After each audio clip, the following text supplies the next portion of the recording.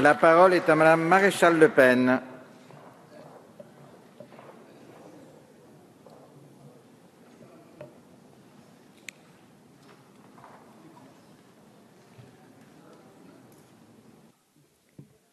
Merci, Monsieur le Président, chers collègues, Madame le Ministre. Avec ce texte, vous arrivez au sommet de votre art, l'art de votre gigantesque vision doctrinaire et idéologique. Rien ne vous arrête, ni l'impopularité historique de votre gouvernement, ni les désaveux électoraux cinglants que vous avez subis, qu'importent les aspirations du peuple tant que l'on peut bouleverser la société avec sa petite majorité docile entre les murs feutrés de l'hémicycle.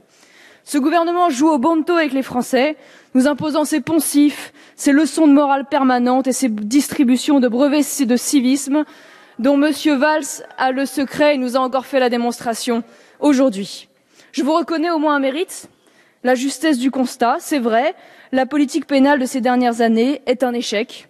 La délinquance et la récidive n'ont cessé d'augmenter sous l'UMP et sous votre majorité, en dépit des froncements de sourcils de l'ex-ministre de l'Intérieur. Mais face à ce constat, vous écartez les causes réelles, la sous-budgétisation et les sous-effectifs des forces de l'ordre, de la justice et de l'administration pénitentiaire, l'engorgement des tribunaux, un nombre de places de prison inadéquates proportionnellement à l'importance de la population, des conditions de détention entraînant l'impossibilité de sectoriser les détenus selon leur profil, une immigration intra- et extra-européenne incontrôlée, inassimilée et même désassimilée de génération en génération, méprisant le contrat social et les lois de la République. Une législation devenue inadaptée à la délinquance des mineurs et le laxisme désastreux dont font preuve vos amis magistrats du syndicat de la magistrature, et j'en passe. Qu'importent les témoignages concordants des acteurs et des spécialistes de la lutte contre la délinquance, vous êtes portés par un seul argument quasi religieux, le délinquant est une victime de la société, le récidiviste une victime de la prison.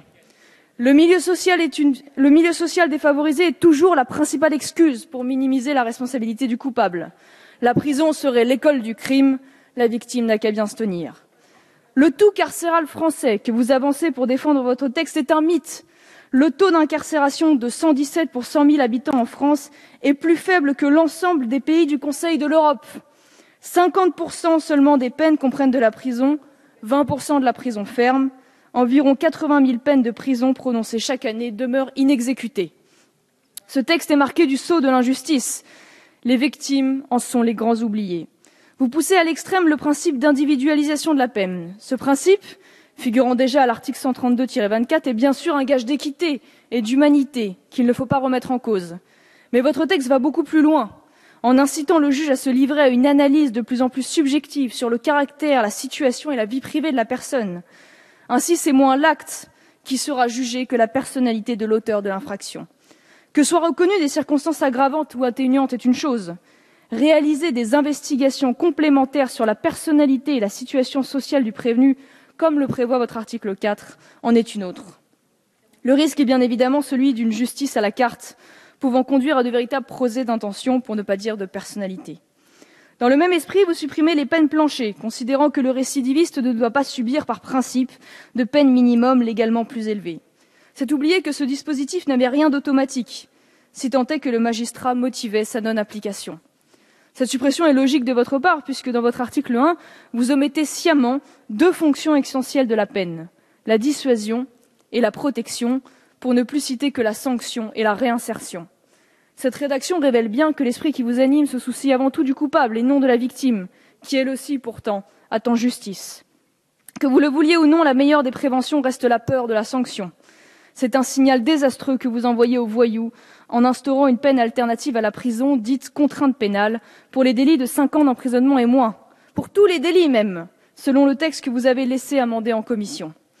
Il ne s'agit ni plus ni moins d'un dispositif déjà existant, le sursis avec mise à l'épreuve, que vous systématisez afin d'éviter la prison à l'immense majorité des condamnés. Soyons clairs, nous ne parlons pas là de vol de bicyclette, mais de coups et blessures volontaires, de trafic de stupéfiants, de profanation de cimetières, d'exhibition sexuelle dans un lieu public, d'agression sexuelle ou de braquage si l'amendement socialiste est maintenu. Il y a là un oubli total du besoin de justice de la victime, qui permet pourtant d'éviter les vendettas et les soifs de justice inassouvies. L'aspect dissuasif s'efface aussi complètement au profit d'une pseudo-rééducation dont le suivi et le contrôle effectif laissent tout à craindre. 175 200 personnes sont déjà suivies en milieu ouvert, soit 2,5 fois le nombre de personnes incarcérées. Or, un tel afflux ne permet pas aux services de probation d'assurer le contrôle des obligations et interdictions prononcées par la justice. Les contrôles de domicile ne peuvent plus être régulièrement assurés. En région parisienne, certains tribunaux se sont résignés à accorder des permissions qui durent la totalité du week-end jusqu'au lundi soir. Cela signifie que les condamnés ne restent en réalité sur surveillance que 3 jours par semaine. Compréhensible quand un juge d'application des peines s'occupe en moyenne de 120 dossiers. Par conséquent, comment assurer une surveillance alourdie avec la contrainte pénale, sachant que 45% des individus condamnés à une peine alternative à la prison ont récidivé? On se souvient de cette triste affaire de Tony Mellon qui, en 2011, avait tué la jeune Laetitia Pérez, alors même qu'il était sous le coup d'un sursis avec mise à l'épreuve, soit l'équivalent de votre contrainte pénale. Ce projet va aggraver la lenteur de la justice. Alors qu'il y a 100 000 peines officiellement en attente d'exécution chaque année, dont 20 000 peines de prison ferme, l'article 4 crée une césure dans les procès, en particulier pour les comparutions immédiates. Ce sera une source de retard supplémentaire de la mise à exécution des peines. Les défenseurs de ce projet vont vider les prisons et ne s'en cachent pas. Dominique Rimbourg, rapporteur du projet, n'a-t-il pas déclaré le 28 avril « L'objectif n'est pas de vider les prisons, ce sera l'une des conséquences ». En effet, à l'article 6, la fin de la suppression automatique du sursis aboutira à vider purement et simplement les prisons, car 80% des incarcérations des récidivistes correspondent à des révocations de sursis simples. Le sursis est un pilier du droit pénal et un contrat de confiance passé entre le condamné et le juge. Supprimer sa révocation automatique en cas d'une nouvelle infraction commise revient à lui ôter toute raison d'être. Toujours dans cette spirale égalitariste, l'article 7 va plus loin dans la négation des différences entre le primo-condamné et le récidiviste, en mettant à niveau le seuil d'emprisonnement permettant à la justice d'aménager... permettant à la justice... J'ai perdu mon fil. Permettant à la juridiction d'aménager la peine d'emprisonnement, pardonnez-moi. C'est un signal contre-productif lancé à une société en quête d'exigence et de sévérité envers les délinquants.